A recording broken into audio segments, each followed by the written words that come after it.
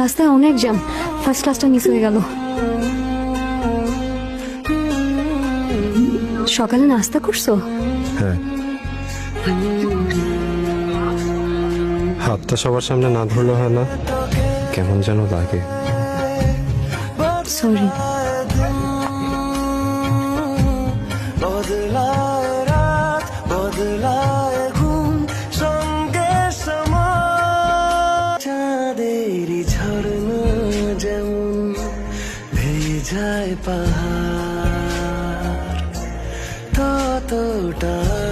এভাবে তাকিয়ে আছেন যে, আমি তো আপনাকে চিনি।